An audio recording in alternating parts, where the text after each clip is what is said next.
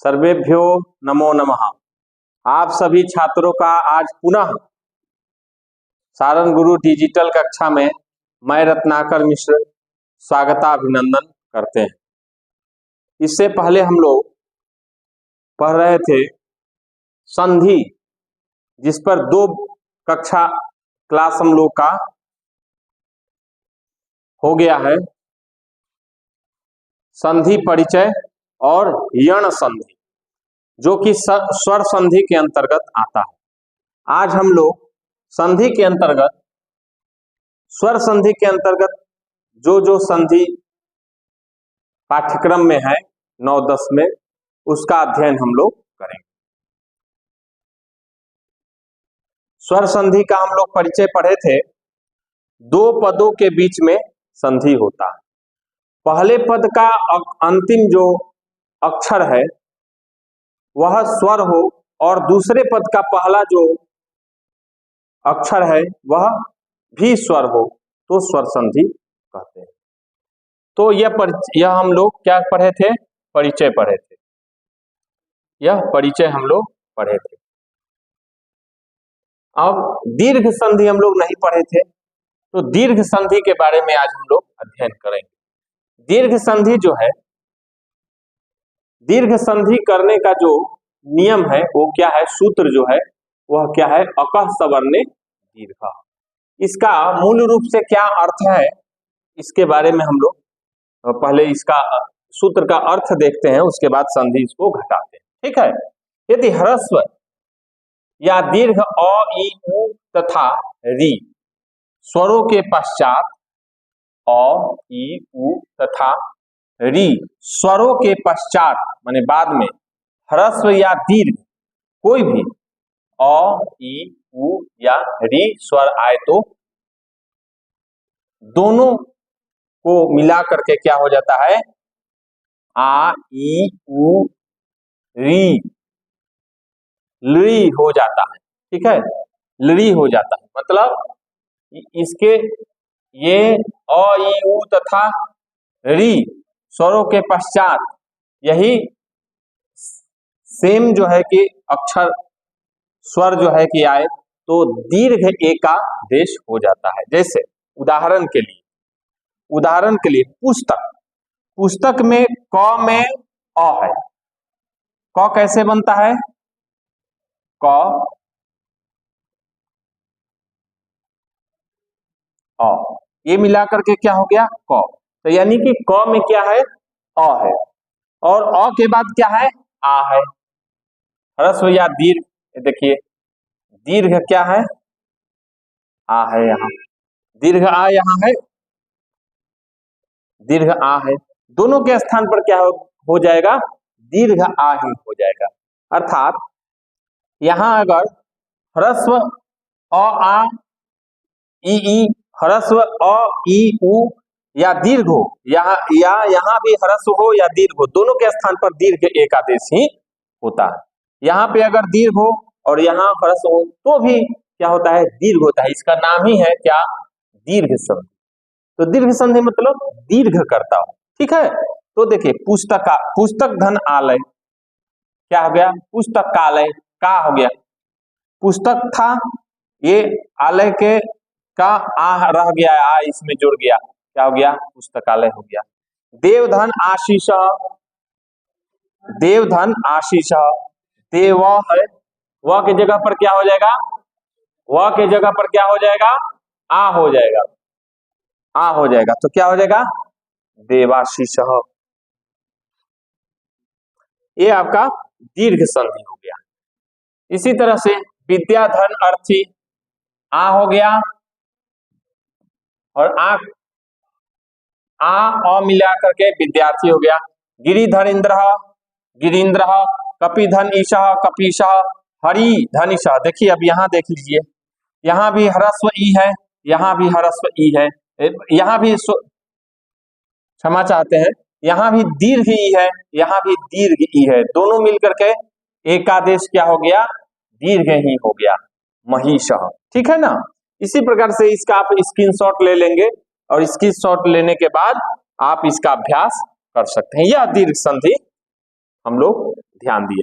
अब चलिए इसके बाद हम लोग गुण संधि का अध्ययन करेंगे। गुण संधि क्या है? तो गुण संधि विधायक सूत्र, गुण संधि करने वाला जो सूत्र है यह गुण संधि, ये भी अच संधि अर्थात स्वर, अच मने अचः स्वरः, अच प्रत्याहार जो है उसके अंतर्गत क्या है, सारे स्वर वर्ण जो है कि आ जाते हैं। तो गुण संधि के अंतर्गत आद गुणः, आद गुणः का अर्थ क्या है?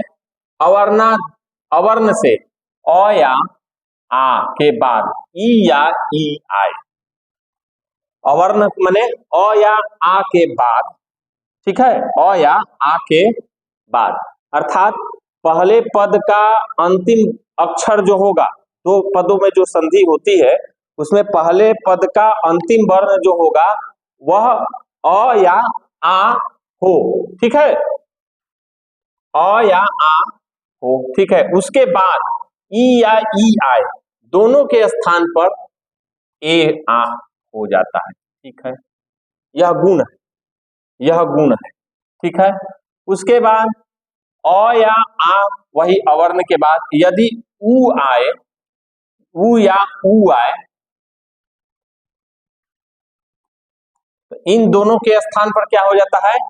ओ हो जाता है। ये क्या है? ये भी गुण है, एक आदेश हो जाता है। उसके बाद अवर्ण उसी तरह दो पदों में संधि होती है, पहले पद का अंतिम अक्षर जो वर्ण होगा वो क्या होगा? अ या आ होगा, अ या आ होगा, और दूसरे पद का, ठीक है, के बाद, उसके बाद दूसरे पद का पहला अक्षर री हो, ठीक है, आए तो दोनों के स्थान पर क्या हो जाता है? और हो जाता है। अर्थात गुण, आद गुण, आद माने आदि में अ या आ हो जिसके, उसको आद कहते हैं। उसके बाद जो है आद के बाद ई हो तो ए हो जाता है, ठीक है, उ हो तो ओ हो जाता है, और री हो तो और हो जाता है। अर्थात गुण जो होगा वो क्या होगा? गुण क्या होगा? ए ओ ओ और ए ओ और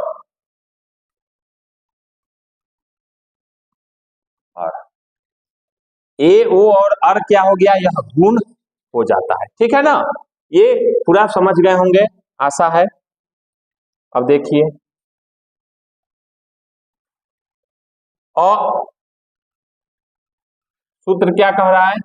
सूत्र कह रहा है अवर्ण के बाद ई हो तो ई के स्थान पर क्या हो जाता है? ए हो जाता है, ठीक है। अब देखिए उपधन इंद्र, उप में प में, प में क्या है? प में अ है, प में अ है, प में जो अ है वो अवर्ण है, और इस अवर्ण के बाद ई है, तो ई को क्या हो जाएगा? ए हो जाएगा, ए एक आदेश हो जाएगा, तो क्या हो जाएगा? उपेंद्र। ठीक उसी तरह देवधन इंद्र, देवेंद्र, गणे गणधन ईश, गणेश, महेश, सुरेश, ठीक है ना। ये देखिए सुरेश है, नरेश है, महेश है, ये सब में कौन सी संधि हुई है? गुण संधि हो जाए। क्या हो गया है? अवर्ण के बाद अगर ई वर्ण आया है, ई दूसरे पद का जो पहला अक्षर, तो उसके स्थान पर क्या हो जाता है? कि ए आदेश हो जाता है, क्योंकि गुण क्या था? गुण क्या था? ए, देखिए ए ओ और अर, ये गुण है, यही आदेश क्या हो जाएगा? हो जाएगा।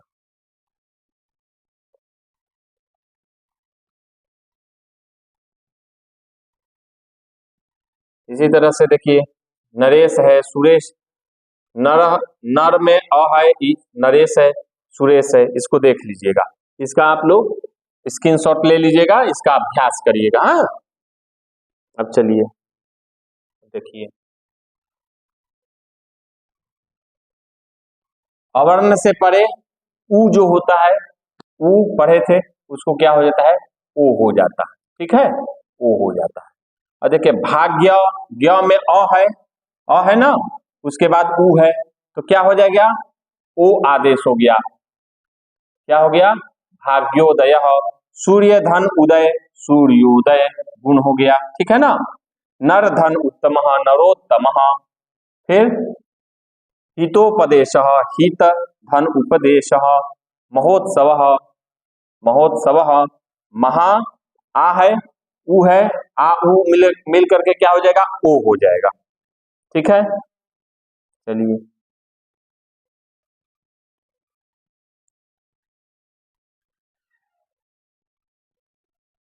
अब देखिए, अब क्या था, अवर्ण से परे, अवर्ण के मने परे मने बाद में, री हो तो क्या हो जाएगा, और हो जाएगा। और भी किसके अंतर्गत आता है, और क्या है, यह गुण है, यह गुण है।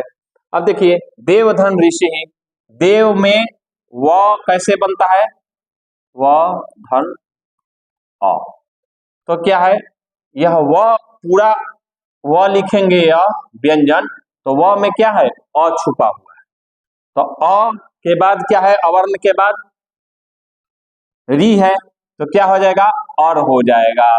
तो देवर्षि, ग्रीष्म ऋतु, ग्रीष्म में क्या है, अ है, अवर्ण के बाद री है, तो क्या हो जाएगा, और हो जाएगा। ग्रीष्म ऋतु, वर्षा ऋतु, क्या हो जाएगा, वर्षा, सब गुण हो जाएगा। यह गुण को समझ गए। अवर्ण के बाद इससे ऊपर जो हम लोग सूत्र पढ़े थे खूब अच्छी तरह से, अ आ के बाद ई है, उ और री हो तो क्या हो जाता है, ए ओ और हो जाता है, ठीक है, यह गुण है। अब आगे हम लोग पढ़ेंगे वृद्धि संधि। देखिए ये संधि है वृद्धि संधि। अब वृद्धि संधि भी स्वर संधि के अंतर्गत आता है। वृद्धि संधि करने वाला सूत्र क्या है, विधायक सूत्र क्या है, वृद्धि करने वाला कौन सा सूत्र है, वृद्धि रेचि। अब वृद्धि कौन कौन सा है, यह सूत्र का अर्थ क्या है, यदि अवर्ण माने अ या आ के बाद ए आए या आई आए, ठीक है, आए, तो दोनों के स्थान पर आई हो जाता है, एक आदेश हो जाता है। इसी तरह, ठीक है, एक ये हो गया, यहां से लेकर के यहां तक एक हो गया नियम। दूसरा नियम क्या हो गया, दूसरा नियम यह हो गया, इसी तरह अवर्ण से अ आ के बाद ओ आए तो क्या हो जाता है, औ हो जाता है।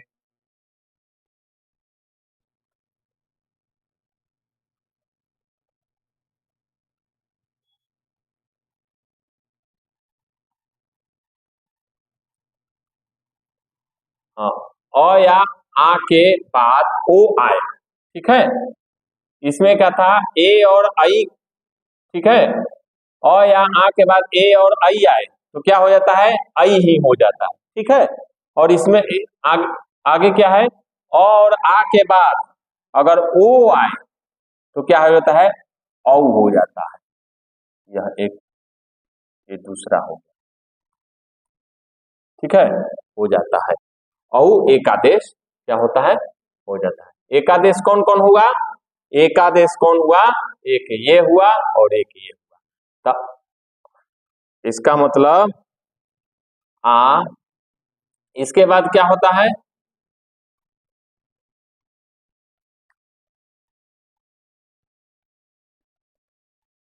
आ आ आई औ औ, यह क्या है, यह क्या है,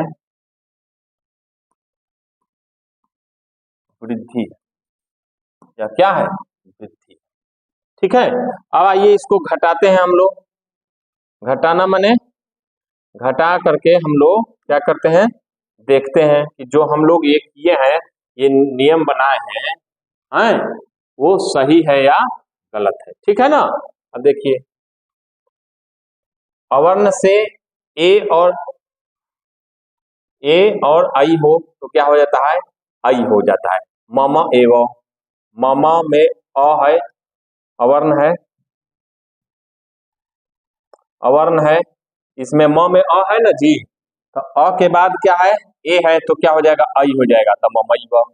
ए क में अ है, ए हो जाएगा, अ और ए, इसके बाद ए हो, देखिए क्या हो जाएगा, एकैकम। तव धन एव, तवैव।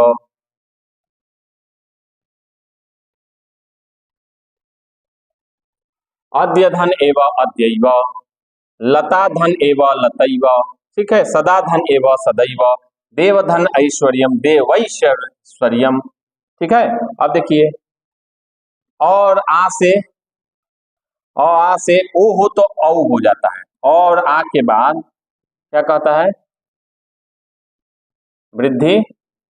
अ अवर्ण से अ आ के बाद ओ हो तो क्या हो जाता है, औ आदेश हो जाता है। ठीक है, तो जल ओघ, जलौघ। देखिए समझ रहे हैं ना। अ के बाद ल में अ है, ल कैसे लिखाता है, अ, ल में अ है ना, अब ल में अ है तो ये अवर्ण हो गया, अवर्ण के बाद ओ हो गया, तो ओ के जगह पर क्या हो जाएगा, औ हो जाएगा, औ एक आदेश हो जाएगा, तो क्या होगा, जल ओघ है, जल धन ओघ है, तो ओ को कहा जाएगा, औ हो जाएगा, तो जलौघ हो जाएगा। उसी प्रकार से ठीक इसी तरह आप लोग अपने कॉपी पर घटाइएगा। मम धन ओषधि, ममौषधि। नवधन ओषधि, नवौषधि। विद्या औचित्यम, विद्यौचित्यम। आत्म औत्सुक्यम, आत्मौत्सुक्यम। ये बन जाएगा। ठीक है, आगे चलें, आगे चलते हैं। यण संधि, इससे पहले वीडियो में हम लोग यण संधि पढ़ लिए हैं। यण संधि का सूत्र क्या है, इक के स्थान पर, इक के स्थान पर यण होता है, अच पड़े रहते हैं। अच माने होता है स्वर, इक प्रत्याहार में जो वर्ण आते हैं उसके स्थान पर यण प्रत्याहार वाले वर्ण आ जाते हैं। अगर अच, और अच जो है, अच माने स्वर, पर माने बाद में हो, माने दूसरे पद का पहला अक्षर। ठीक है, और अच्छी तरह से इसको हम लोग इससे पूर्व वाले वीडियो में हम लोग पढ़ चुके हैं, क्योंकि लघु सिद्धांत कौमुदी जो वरदराजाचार्य जी का व्याकरण का प्रारंभिक ग्रंथ है, उसमें यण संधि पहले आता है, इसीलिए यण संधि हम स्वर संधि के अंतर्गत जो आता है उसको हम लोग पहले अध्ययन कर चुके हैं। तो अभी हम लोग गुण संधि, वृद्धि संधि, गुण संधि, वृद्धि संधि और दीर्घ संधि पढ़ चुके हैं।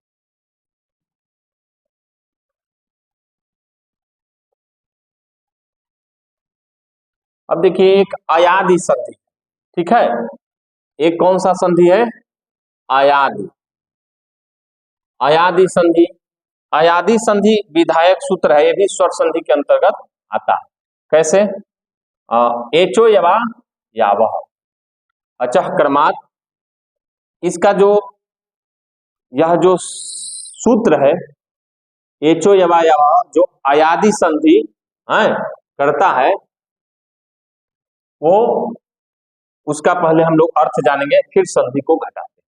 ठीक है, जब ए आई ओ तथा औ के बाद, समझ रहे हैं ना, ए आई ओ औ के बाद कोई स्वर, स्वर माने अच, स्वर माने अच, अच प्रत्याहार के अंतर्गत आने वाले जो जितने स्वर वर्ण है वो आते हैं।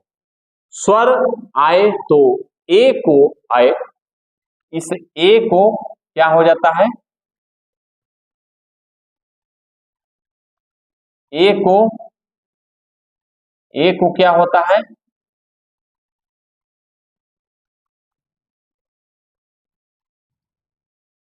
ए को आय हो जाता है। ठीक है, आई को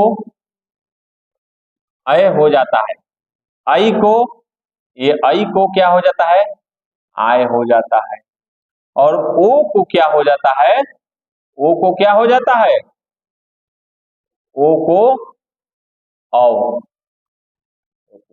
इस ओ को क्या हो जाता है, औ हो जाता है। अर्थात यह संधि यह कहता है कि जब ए आई ओ तथा औ के बाद स्वर आए, 1 2 3 4, ठीक है, और इसको जो है ये क्या हो जाता है, समझ गए। यह सूत्र यह कहता है एचो यवायावह कि क्रम से, माने ए को आए, ओ को आए, ए को आए, आई को आए, ओ को औ और औ को आव आदेश हो जाता है क्रम से। क्रम से माने जैसे है वैसे हो जाता है। कब होता है, इसके बाद अगर कोई स्वर हो तो, ठीक है। अब आइए इस संधि में इसको घटाते हैं कि यह नियम लगता है कि नहीं। जैसे ने, ने में ए है, देखिए ए है, यह ए जो है ये कहाँ है, ने में है, ए है, ए के बाद स्वर आ रहा है, कोई स्वर, स्वर आ रहा है कि नहीं यहां,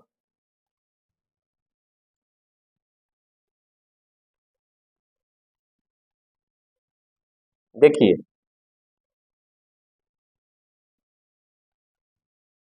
ध्यान दीजिएगा, ने है, ने में ए है कि नहीं, और ए के बाद क्या है, कोई स्वर आ रहा है, स्वर आ रहा है, स्वर माने अच, अ, तो ये दोनों के स्थान पर क्या हो जाएगा, ए के स्थान पर क्या हो जाएगा, ए के स्थान पर अय हो जाएगा, ए के स्थान पर क्या हो जाएगा, अय हो जाएगा।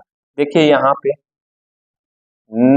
ने धन अनम नयनम, से धन अनम क्या हो जाएगा, शयनम। देखिए कुछ करना नहीं है, नई धन अकह, अब देखिए आई, ए के बाद क्या है, आई है, तो नई के बाद क्या है, स्वर है, कोई अ है, तो इसके स्थान पर क्या हो जाएगा, इसके स्थान पर क्या हो जाएगा, अय ना होकर के हाँ आय हो जाएगा, अय ना होकर के क्या हो जाएगा, आय हो जाएगा। एक मिनट, ए के स्थान पर क्या हुआ था, अय, आई के स्थान पर, आई के स्थान पर क्या हो जाएगा, आय हो जाएगा। तो नई धन अकह क्या हो जाएगा, नायकह, आय हो जाएगा कि नहीं, आय, नायक। भोधन अनम भवनम, भानो धन एव भानवे, ए भानवे, ठीक है ना। चलिए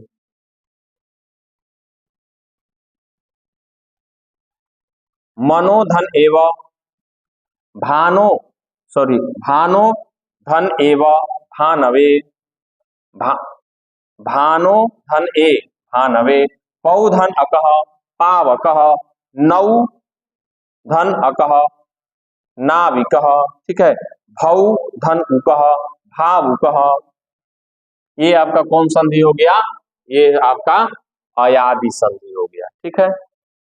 अब आगे चलते हैं।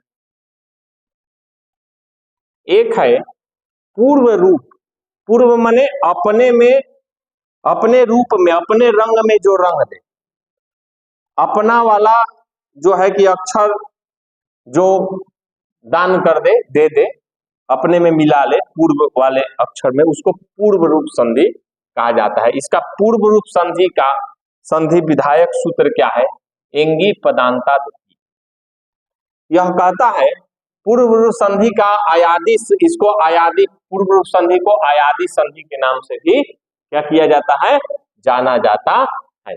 यह संधि क्या करता है, संधि का अपवाद कहा जाता है, जा सकता है इसका अपवाद। पद के अंत में स्थिर ए, पद के अंत में, पद के अंत में स्थिर ए ओ के बाद यदि अ आए, जैसे ए दो पद में संधि होती है तो पूर्व पद का जो अंतिम अक्षर है, ठीक है ना, अंतिम, पूरे पद का नहीं, दोनों पद में जहां संधि हुआ, उसके संधि जहां हुआ उसमें पहले पद का अंतिम जो वर्ण है वो क्या है, ए हो, और उसके बाद में अ हो, दोनों के स्थान पर पूर्व रूप हो जाता है। पूर्व रूप माने ऐसी स्थिति अगर बनती है तो ये वाला चीज जो है कि हो जाता है पूर्व रूप। इसके पूर्व में कौन है, ए है, यह क्या हो जाता है, पूर्व रूप हो जाता है। ठीक है, आगे चलिए। पूर्व संधि स्थान पर, दोनों के स्थान पर पूर्व रूप संधि ए, देखिए यहाँ ए, ये जो बताए हैं ये एकादेश तथा हो जाता है, तथा ओ और, अब यहां से दूसरा चीज, दूसरा नियम, ओ और अ के दोनों के स्थान पर ओ एकादेश हो जाता है।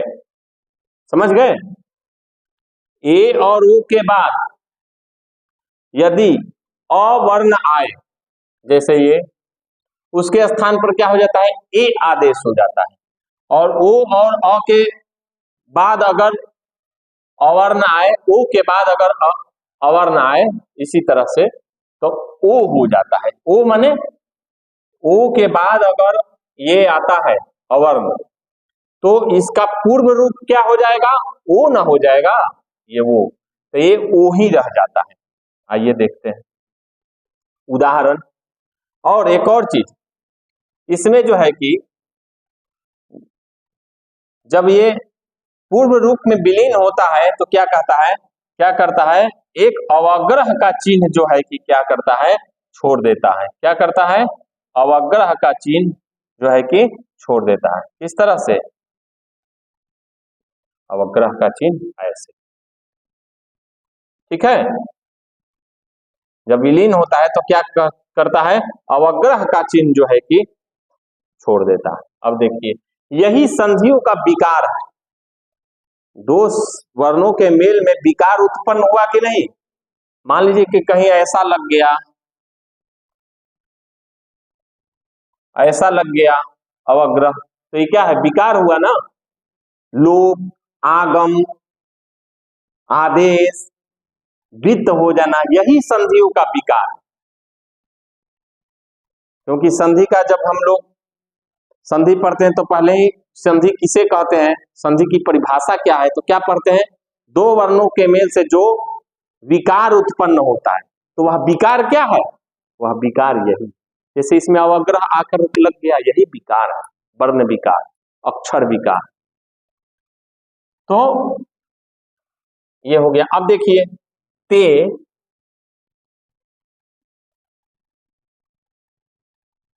अब देखिए ए में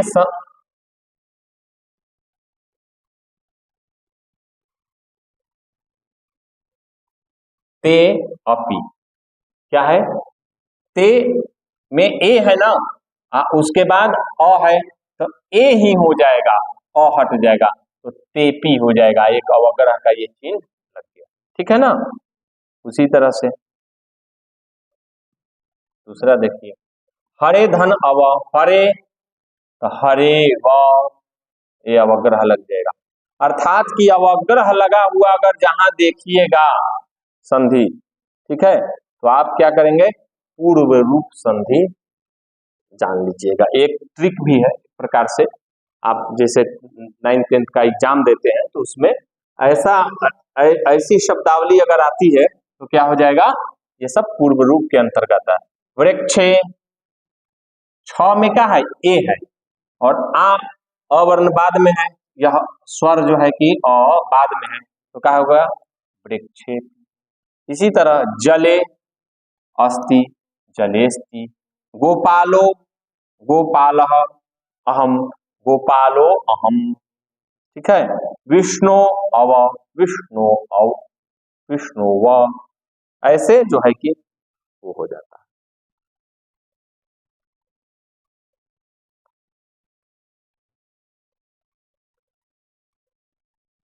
ईदु दे द्विवचनम प्रगृह्यम,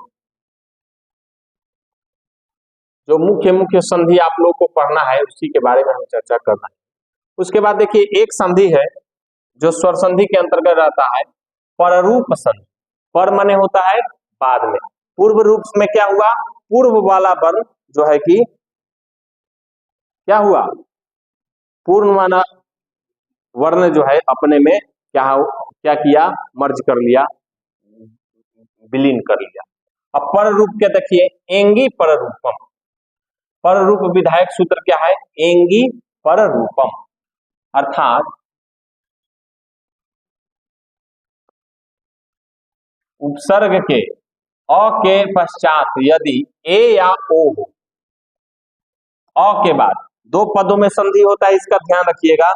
तो अ के बाद, अवर्ण के बाद दूसरे पद का, पहले पद का जो अंतिम अक्षर होगा वह क्या होगा, पहले पद का जो अंतिम अक्षर होगा वह क्या होगा, अ होगा, ठीक है। पश्चात, अ के पश्चात यदि ए और ओ आए तो उनका पररूप एकादेश होता है। पर माने होता है क्या, बाद में, पर माने पूर्व माने पहले, पर माने बाद वाला रूप जो है एकादेश हो जाता है। इस पररूप संधि को वृद्धि संधि का अपवाद कहा जाता है। जो पूर्व में हम लोग वृद्धि संधि पढ़े हैं उसका अपवाद कहा जाता है, किसको, इस पररूप संधि को, ठीक है ना। अब जैसे आइए इसका हम लोग सूत्र यहां पढ़े और सूत्र की वृत्ति, उसका अर्थ जो हम पढ़े उसको घटाते हैं कि यह जो है कि घट पा रहा है कि नहीं घट पा रहा है। जैसे प्र धन ए जते, अब देखिए प्र में क्या है, अ है, अ है, और उसके बाद क्या है, ए है या ओ भी हो सकता है। तो प्र में क्या है, प्र, अ है ना जी, प्र में अ है, अ है, यह क्या है, अ है, अ क्या है, अच है, अच माने स्वर है, इसके बाद ए है। तो ये दोनों के स्थान पर क्या हो जाएगा, प्रे हो जाएगा, यानी कि बाद वाला। पूर्व रूप में पहले वाला होता था पर रूप संधि है, इसका नाम है पर रूप संधि। तो बाद वाला ए जो है इसमें लग जाएगा और प्रे जते बन जाएगा। एकदम आसान, पूर्व रूप और पर रूप संधि जो है वह क्या है, एकदम आसान है।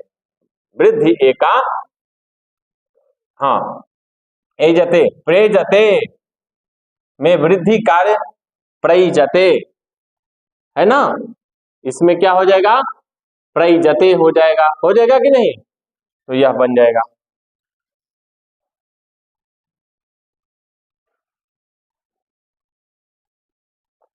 अब हम लोग स्वर संधि जो है समाप्त किए। अब व्यंजन संधि और विसर्ग संधि सरल है, छोटा है, इसको हम लोग अगले कक्षा में इसका अध्ययन करेंगे। आइए इसी शब्दों के साथ आज की यह कक्षा समापन की तरफ है और आप सभी छात्रों का पुनः सारंग गुरु डिजिटल कक्षा में स्वागताभिनंदन करते हैं। जयतु संस्कृतम, जयतु भारतम।